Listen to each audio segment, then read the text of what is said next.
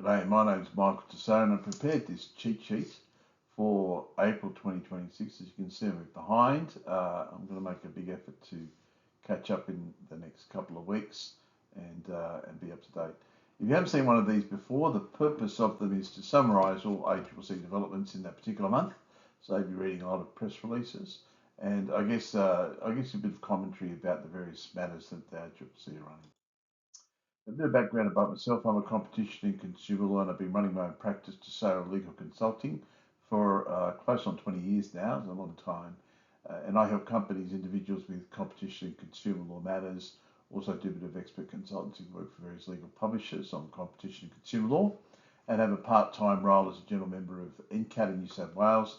And in that role, I do a variety of things, but one of the things I enjoy doing particularly is doing Australian consumer law claims, real life claims. Also, prior to that, I worked at the ACCC for 15 years in a variety of roles, including in charge of Sydney mergers and ran an enforcement team. So, outline of the presentation, there was a little bit more media releases about the Middle East conflict and the ACCC's role in just monitoring prices, a couple of court cases, a little bit of enforcement, quite a bit of merger activity, some inquiries and consultations, authorisations, and the other is primarily the Bannerman lecture, which was held in April. So the Middle East conflict, the main thing, there was a lot of activity in the previous month. Here it wasn't too much. The government decided to reduce the excise, the fuel excise level, and the ACCC issued a press release on the 2nd of April saying, hey, we're going to be watching you all to make sure, and watching all the retailers, to make sure they actually pass on the benefits of this reduction in the excise, a temporary reduction. So again, they're sort of threatening people, I guess, to not to price gouge, but realistically, the only power they do have is somebody misrepresents, something in relation to fuel or colludes. They don't actually have any legal powers to prevent price gouging per se. So that was the first issue. The second issue was interesting as well. And if you don't know, there were two sets of proceedings commenced in Australia by Epic Games against Apple and Google, and they were successful in both. They're monstrous judgments. I've just read summaries. They're too long to read. But effectively, this allegation that Epic alleged that both Apple and Google had breached Section 46 of the Australian Consumer Law, the Competition and Consumer Act, misuse of market power by kicking them off their platforms and also not allowing them to set up a sort of direct pay mechanism if people wanted to, buy things off Epic Games Fortnite game. And they were successful, won the case, and it went in two different directions. Google actually came to a global settlement with Epic, and effectively they've agreed to provide various orders, and Australia is carved into or is included in that global settlement. So that's moving forward. However, Apple hasn't settled the case, and effectively it's moving forward to the penalty stage. So what the ACCC wanted to do was to join into the penalty phase. They've been watching the case pretty closely, and what they want to do is make some submissions on the level of relief. So obviously Epic will be after a lot of damages, but it's more like interlocutory type relief, maybe relief in terms of preventing the illegal conduct from going forward. It's probably a bit of a tick the box exercise because I have a feeling Apple will keep appealing it all the way to the High Court. So the case is not over by any stretch of the imagination. The big case, ACCC case in April was Emma Sleep, and this was a penalty decision. So back in June, Emma Sleep admitted to making misleading, deceptive statements in relation to a range of products. 74 products showed a particular price, had a strike-through price, said that you're going to save this much off if you buy these products, and it turned out that over 60 of the 74 products had never been previously for sale at the higher price, and the remaining 16 products were also problematic as well. Had almost never been for sale at the strike-through price or without the discount or saving. So all the products were a problem, and Emma Sleep admitted that, and they also admitted to using these misleading countdown timers. So as you can see down the bottom there, you see quite familiar. It's got a timing, and you're thinking, oh boy, I better buy them quick. It's going to go up in price in 5 days or whatever. And what actually happened, they didn't go down; they stayed the same. So it's very problematic conduct, and effectively they went to court to argue a penalty. I think it's fair to say the ACCC won a lot more, and the Sleep wanted to pay a lot less. And I think the judge sort of split the difference, as they tend to do. So it's actually two separate penalties of $7.5 million against two entities who involved in the conduct. So the total penalty was $15 million, but it was two separate penalties. And I guess the really important thing to note is that the court actually found the conduct arose from a deliberate marketing strategy. The senior management who turned a blind eye to whether it contravened the Australian consumer law. It was not an inadvertent. It's pretty rare, really. You don't get that too often. And I guess it begs the question as to why the ACCC, if they had the smoking gun documents showing certain individuals intentionally engaged in misleading conduct, why didn't they sue them personally? So that's a big question mark. There was a media release issued about Black Friday, and here the ACCC was sort of warning people that it was concerned about the Black Friday claims that might be misleading, and that was following a sweep that they did where they found about half of the 50 retailers that they reviewed were making concerning claims. And I guess the main things is saying that it's an end of sale and you've got to move fast, and it actually when the sale ended, the savings continued, so that's pretty misleading, ever sleep type conduct, and also saying that savings were able to be made site wide or store wide, but then there was lots of disclaimers, so there was lots of products excluded. So they're a little warning traders not to engage in misleading conduct, and they're obviously going to go back after the Black Friday and look to see if anybody's done the wrong thing. Consumer guarantees is interesting. The ACCC issued a press release, I guess, expressing their concern and frustration at all the consumer guarantee claims they're getting, particularly in relation to electronics and white goods sector. And what they're saying is that the number of consumer guarantee, complaints that they received is rising 20% in 2025, and that's or from 2025 to 2026, so 38,000 more complaints, so a lot of complaints. And 70% of the ones that contacted the ACCC were in relation to electronic products or white goods. So I guess the inference being that a lot of white good and electronic retailers maybe are knocking people back on warranty claims, maybe the manufacturers are knocking them back, and ACCC is a bit sick of it. So they're warning these particular retailers and manufacturers, you've got to start complying with the obligations that are set out in the consumer law to give people their money back if there's a major failure. And there were also a lot of reports of businesses telling consumers the wrong thing about consumer guarantees. So, for example, you've got to deal with the manufacturer. You're not entitled to a remedy for a variety of reasons. So that's a serious breach. The ACCC could take action on that. But the consumer guarantees, I think it's fair to say, in my role in NCAT, we get a lot of claims. I don't know whether there'd be the same high proportion of claims against electronics and white good manufacturers. I seem to think there are probably more car-related claims being made. Then moving to mergers, I guess the main thing that was put out there was the success of the new merger regime. And I think when the new merger regime was announced, there was a lot of concerns it was going to be an absolute disaster and ACCC wouldn't be able to do it properly, blah, blah, blah.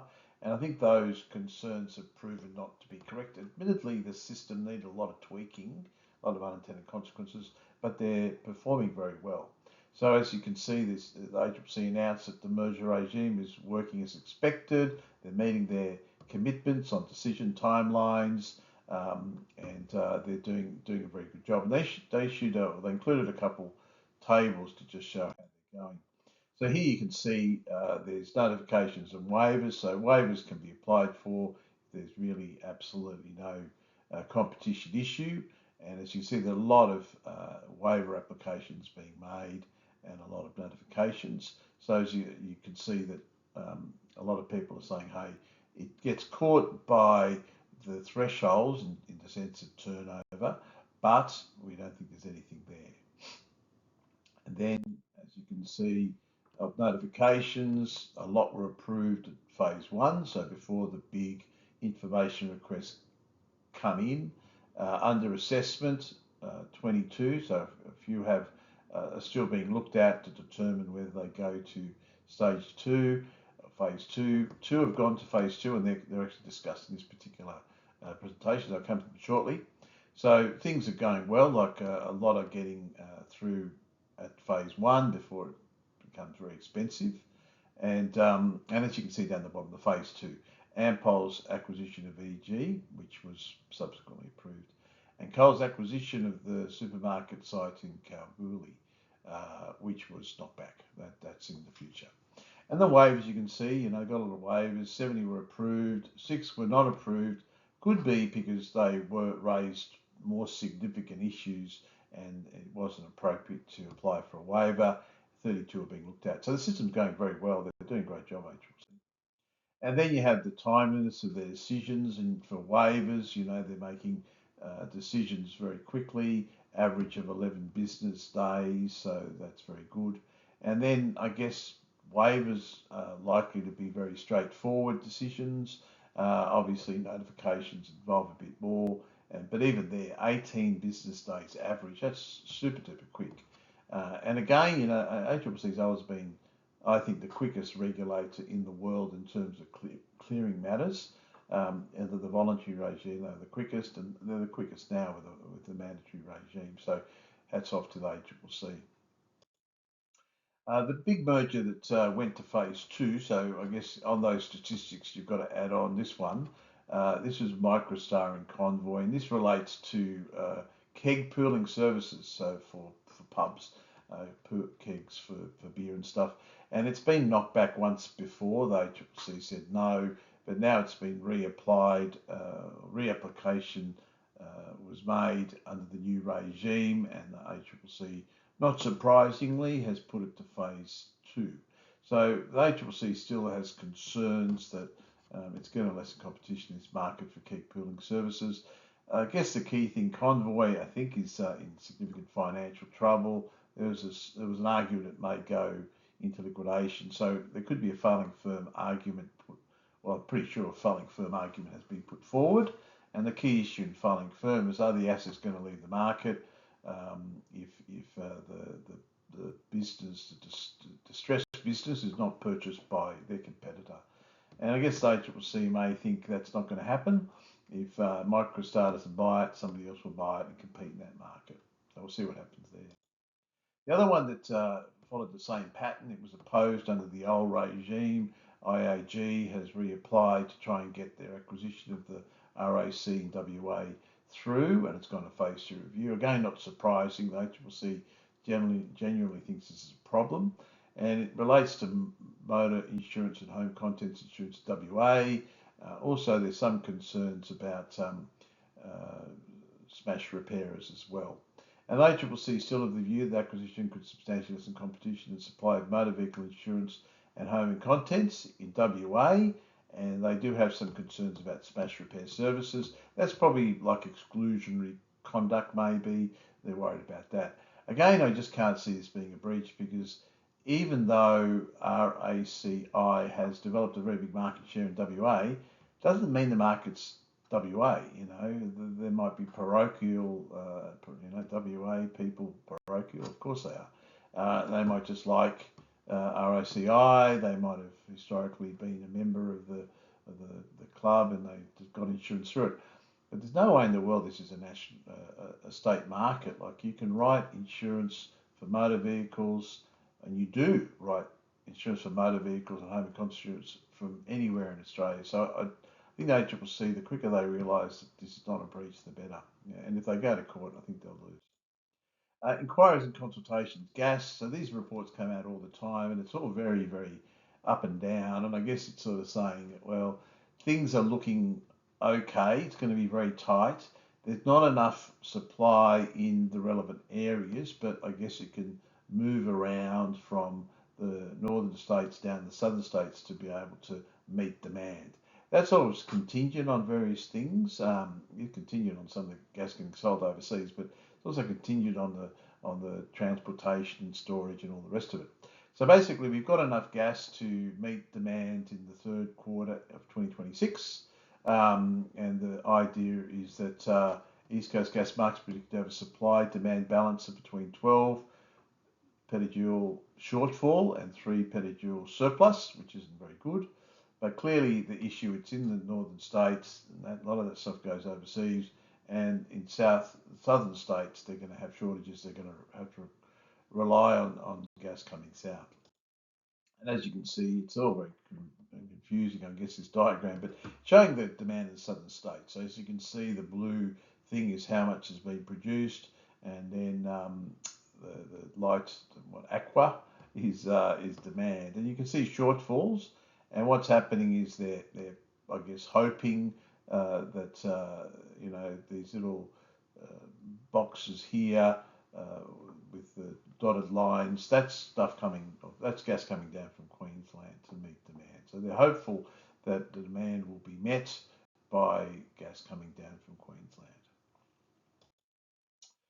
NBN, there was a report came out, and the Measuring Broadband Australia report, and it's all pretty positive.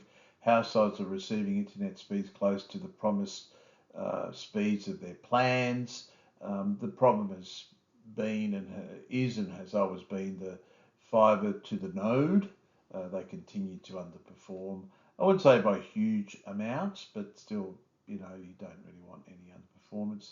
So you can see the average download speeds across fixed line services reached 98.5% of the planned speeds busy time, so that's good.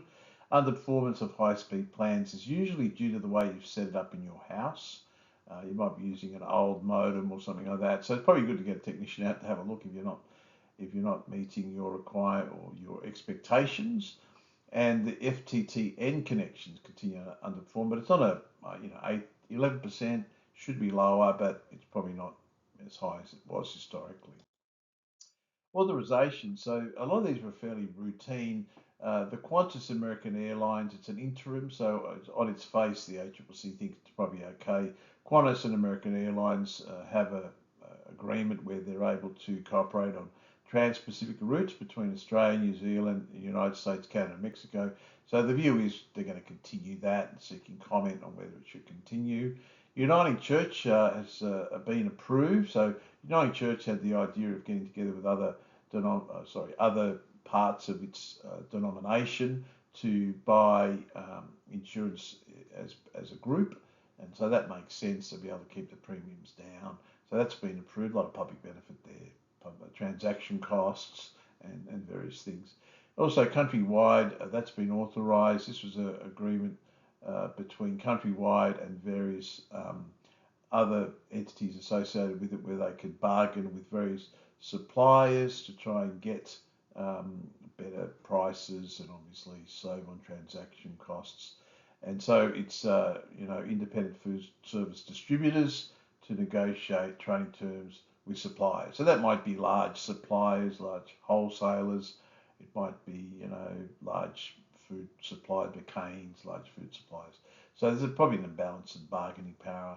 It only gives them a power to collectively bargain. It doesn't give them a right to collectively boycott. So it's not the full range of rights that you'd hope for, but ACCC is pretty reluctant to grant a collective boycott right. The one that the ACCC didn't like was Screen Producers Australia, and they put an authorisation application in, and they basically wanted Screen Producers Australia and its producer members have the ability to negotiate with television broadcasters, major streaming platforms on the model terms of trade.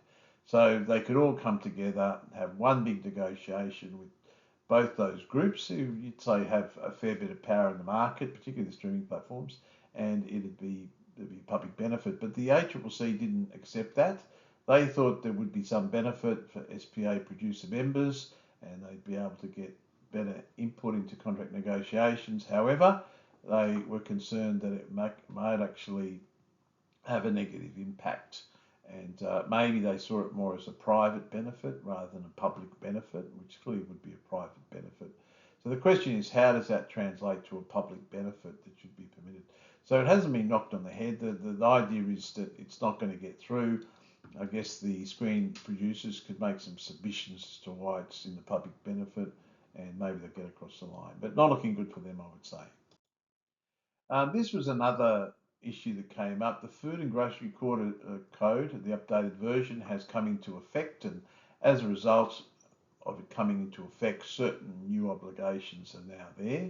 So I guess the first one is that the four signatories to the code, or I shouldn't say signatories, I guess it's mandatory now, so they're the people who are required to comply with the code, have new requirements in relation to grocery supply agreements.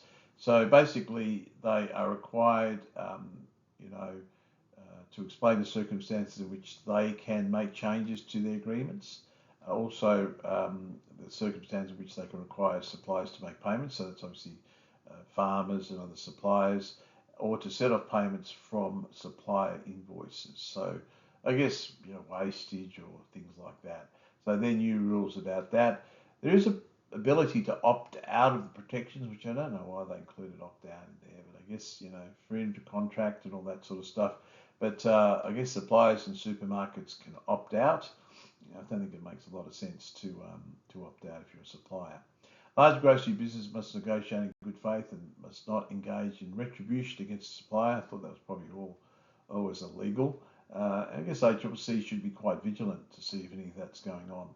And then finally, additional requirements apply to large grocery businesses during negotiations about range reviews and supplier price increase requests. So there's a process around that now, maybe a more formal process, but I think it's always been there under the code.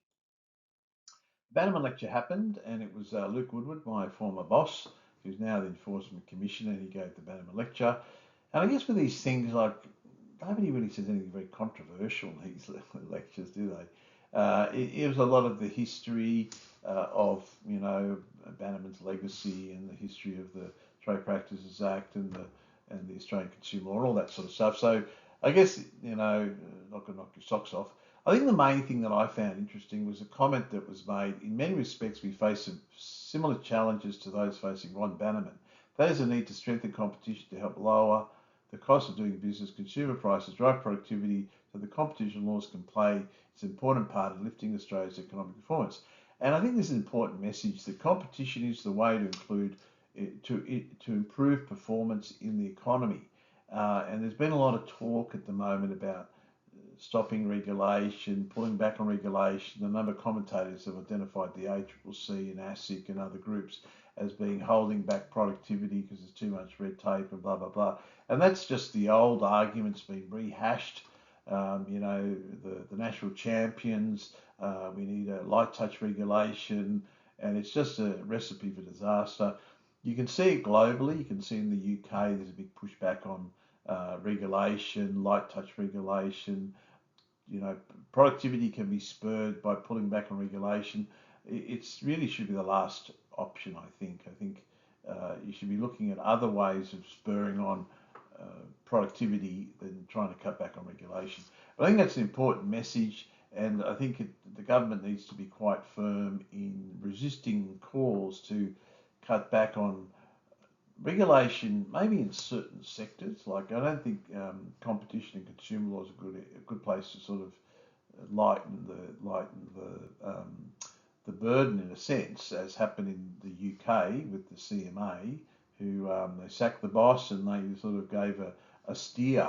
They gave a government steer to the CMA what to do.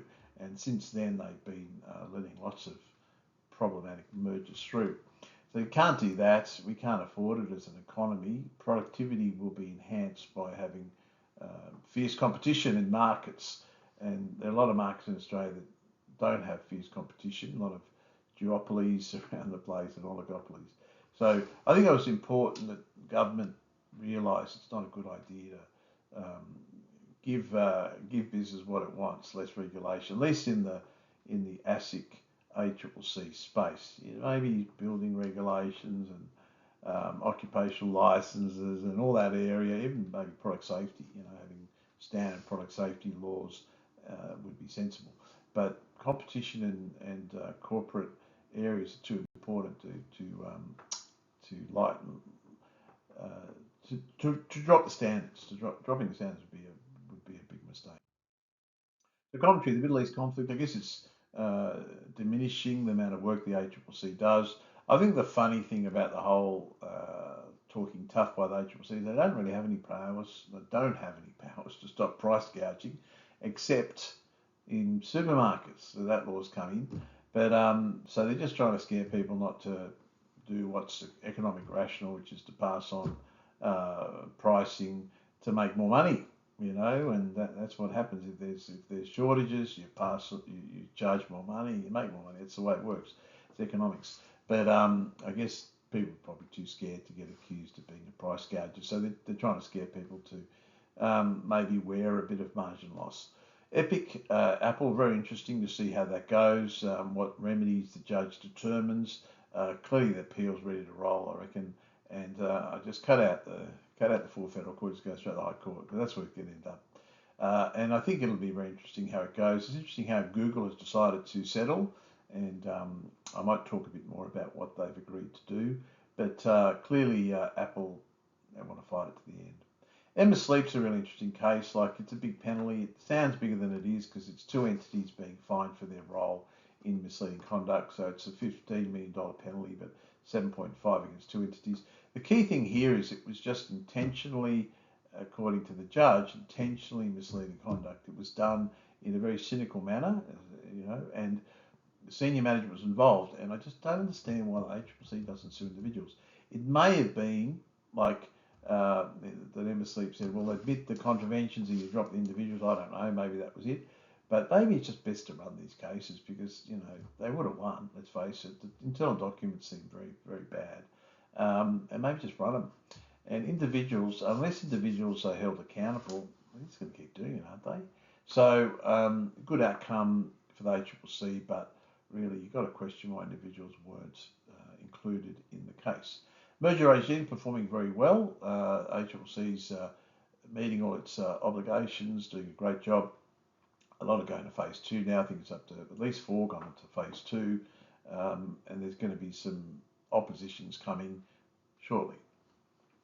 And I guess a lot of the fear mongering about the regime hasn't manifested itself. Like, there were genuine concerns about some of the overreach, some of the unintended consequences. The government and the ACCC have been very responsive to all those genuine concerns, and that's been fixed up. But to believe the ACCC wouldn't be able to do the job, that was a mistake, and it's performing to a very high standard, very quickest in the world again. IAG RACI, I said a bit about that. I just don't think it's a breach, and I don't know why the ACCC's looking at it so much. They just got to look at the way that companies operate. Like, I signed up for some car insurance the other day, and everybody was in Melbourne. Like, there was nobody in Sydney. So I can't quite see why they're saying there's a WA market. There isn't a WA market. Anybody who buys RACI is going to get a very big market position if you were to look at a market of WA, but it's not a WA market. It's not a global market. Well, it's an Australian market, and I don't know what's going to happen in phase 2 there, but I think it's a no-winner. It's a no-win for the ACCC if they want to push it. The question is whether IAG want to take it that far if they get knocked back again. Bannerman lecture, interesting. I wasn't able to attend because it was in Melbourne. Luke's a great guy, and I guess you can't say anything very controversial in these lectures. It is all about celebrating Bannerman's legacy. There's not an opportunity to come in and say very, very outrageous things. But I think the real thing that's important is the global trend, pulling back from competition regulation, talk about, a lot of protectionism going on, a lot of talk about national champions, and it's like we're going back to the 60s, and it's a false premise to think that that's beneficial, to think that national champions and pulling back on merger regulation and pulling back on competition and consumer regulation is somehow going to increased productivity is just crazy. It just goes against all economic reasoning. And I guess it's fueled very much by protectionism, by the US and Trump, tariffs, a lot of very questionable decisions. And I guess the rest of the world feels like they have to respond, but it's not the solution. Particularly Australia, I think will come off worse for having gone in that direction. That's all I had. Hopefully that's been helpful and you can understand what's been going on in April. And if you have any questions, feel free to drop me a line or send me an email. Thank you. Bye bye.